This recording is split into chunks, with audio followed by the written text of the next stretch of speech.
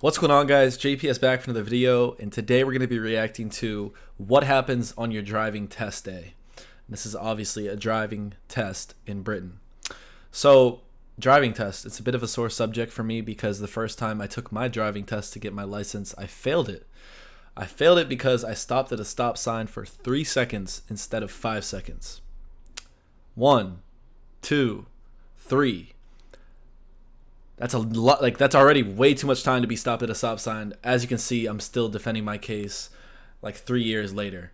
It was very frustrating to fail the test because my mom had brought me to the test and had, scheduled her day around. And then, of course, we have to deal with the bureaucracy of the beautiful Motor Vehicle Administration another time. So that makes it just so much more fun. And yeah, it's just very upsetting to have failed that the first time, honestly. But I'll have some more comments on the United States driving test, but I want to see what the test in Britain looks like, because the test in the United States is not very extensive. You have to back into a parking spot with cones, and you have to drive on the road for a few minutes, and apparently stop at a stop sign for 5 seconds. Like, if someone stops at a stop sign for 5 seconds, I'm going to think they're high on, like, some crazy drug, or, like, just incredibly drunk, because 5 seconds? I mean, they're giving you time to pick up your phone, send a text, take a picture, play a little game. Like, what? 5 seconds? All right, I'm sorry. Before test day arrives, it is really important to ensure you have the correct documentation ready. You must have your provisional license ready to take and your theory test pass certificate. If you wear glasses, make sure they are clean and ready. Try and get a good night's sleep and confirm with your driving instructor where and when you will meet.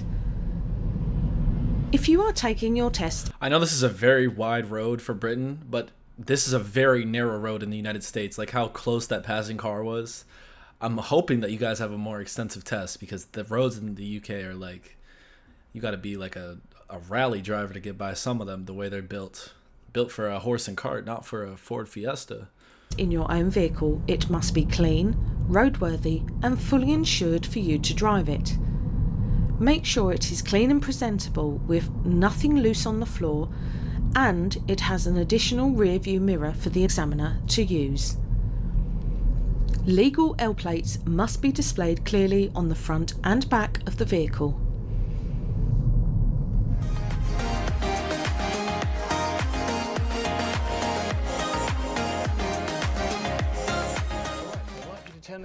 Most instructors will meet you 1 hour before your test. This will allow you to practice your manoeuvres and settle your nerves before you get to the test centre. What? It's a good idea to get to the test centre a little bit before your test time, but not too early, as sitting waiting too long could cause your nerves to escalate. Take this opportunity to go through all the show me, tell me questions with your instructor. Even if you remember them, it doesn't hurt just to check, and it will also act as a distraction that will help to settle your nerves. I know I'm laughing about the nerves, but it is really true, like, especially if it's your first driving test. Honestly, you're more nervous on the second and third and fourth because you're like, I need to pass it this time. So, but either way, I get it. Like, it is very nerve-wracking. Then you have this instructor who's just like, oh, just staring you down and looks angry and kind of looks like they just want to fail you kind of thing. I wish I could meet the instructor an hour before, though. I got one chance and I failed it. As you have driven to the test centre, your mirrors and seat position should be set up correctly.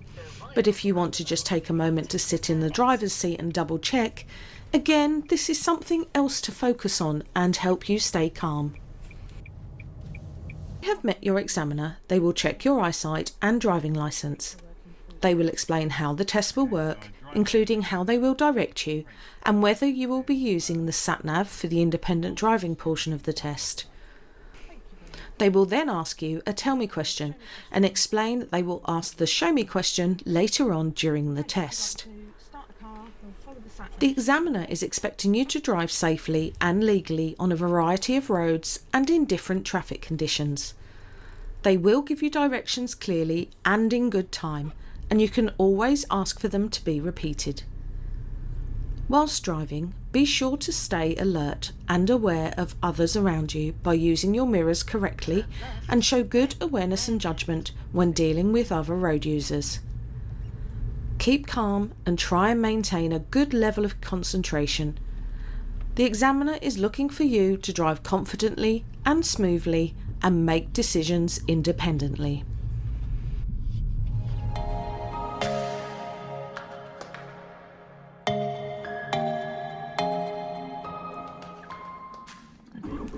At some point during the test, you will be asked to complete a manoeuvre. This will be either the pull up on the right, forward bay park, reverse bay park, or parallel park manoeuvre. If you have been having lessons with an instructor, you should have had plenty of practice to ensure you can consistently complete each manoeuvre to the required standard. The examiner will explain clearly which manoeuvre they would like you to do and what they expect to see.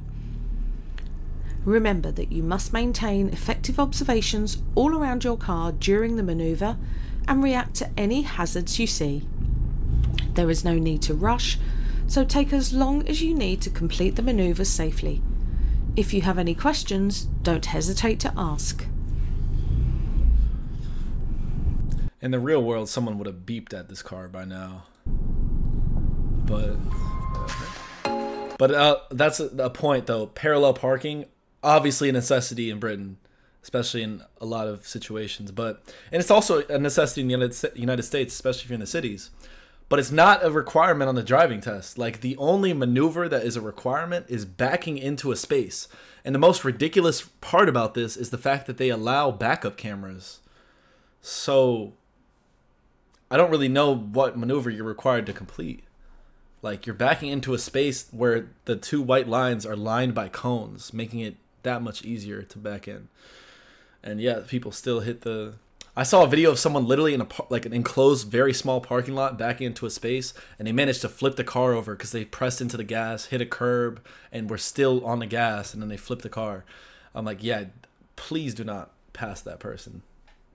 But sometimes I'm on the road and I wonder, like, how did this person pass the driving test? Or did they? Because actually, sometimes they don't even have licenses, so whatever.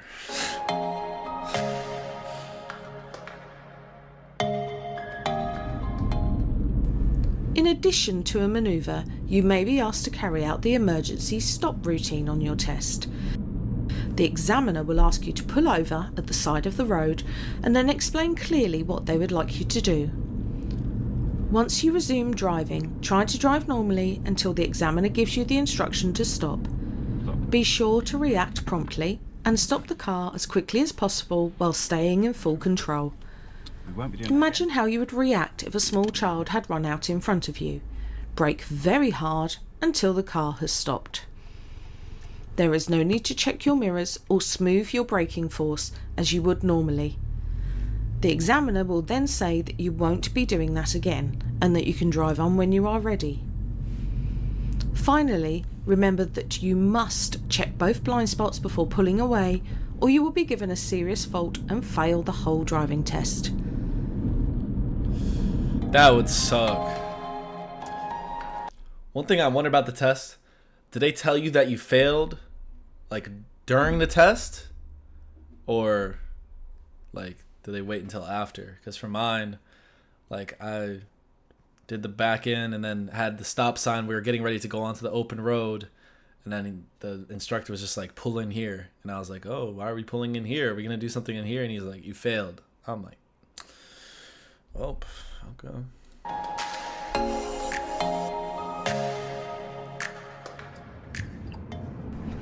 The independent driving part of the test will take about 20 minutes and could be at any time during the test route. The examiner will explain whether you will need to follow their sat-nav or directions on traffic signs. Follow the directions as well as you can, but remember that the objective is to show that you can stay calm and drive safely at all times. Remember, you will not fail for making a wrong turn, but you will if you make an unsafe manoeuvre in an attempt to stay on the correct route. As in real life, taking a wrong turn and a short detour is far better than driving erratically and causing danger. If you miss a sign or don't understand what the sat-nav is telling you, just ask the examiner for directions. They will be happy to help. If there is no time to ask, Just follow the road ahead, as this is usually the easiest and safest option. The examiner will tell you when the independent driving section has finished, and they will direct you normally from then on. If you do make a mistake at any point of the test, don't panic.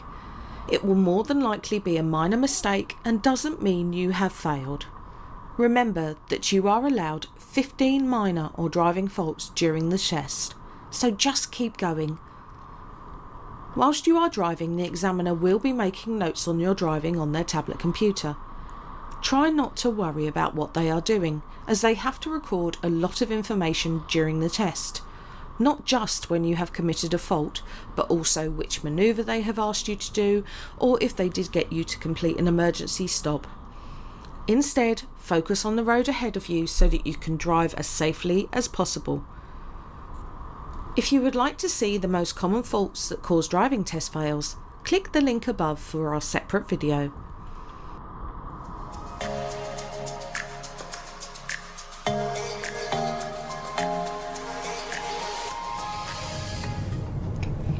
Once you have completed your test route and have arrived back at the test centre, the examiner will complete their paperwork and will give you your result. As long as you haven't accrued 16 or more driving faults, or a single serious or dangerous fault, then you have passed your test. Okay. It is normally a good idea to have your instructor present for the debrief to listen to the explanation if you have passed. Listen to what the examiner is saying, because even if you have passed, you may have made a few minor faults and you could still learn from them and improve your driving beyond test standard. What did you think you'd done? If you have failed, don't worry. Listen to the examiner's explanation and focus on these in your next lesson with your instructor. Carry on having lessons to fix your mistakes and continue to better your driving before your next test. Watching a summary of this driving test, I remember everything. Okay, that was cool. That's what I was assuming though about the minor and major faults. I was like, if there's one major fault, that's probably a fail. That's what the case was, but I don't know what qualifies as a minor fault. Maybe they mentioned crossing over the line, so 15 minor faults is still like a lot that you're allotted. But anyways, it's a good video. Cool to see the driving test. I think you're in the UK. You're definitely asked to be a way better driver than in the United States, because first of all, the cars are manual for the most part, so that's a complete difference. Here, almost all the cars are automatic, and then also you take into account the size of the roads. You know, the variability of the roads. You can be on a country road. You could be going through these roundabouts, and sometimes those roundabouts have so many different exits and entrances. So I definitely think it's more difficult to learn how to drive in the United Kingdom than the US, especially in the US. Like if you live in a rural area, it's just sometimes just a single road that you're driving on, like a highway or something. So there's not too much room for error there unless you're a very poor driver. So let me know what you guys thought about this. If you have your own driving test experiences, throw them in the comments. Hopefully they're not as bad as mine, or worse for that matter. But everyone has to get there somewhere, so now hopefully you guys are all solid drivers. But I have my doubts because there's too many damn bad drivers in the world. It's so annoying. But yeah, if you enjoyed this, hit the like button, hit subscribe, and I will see you all in the next one. Peace.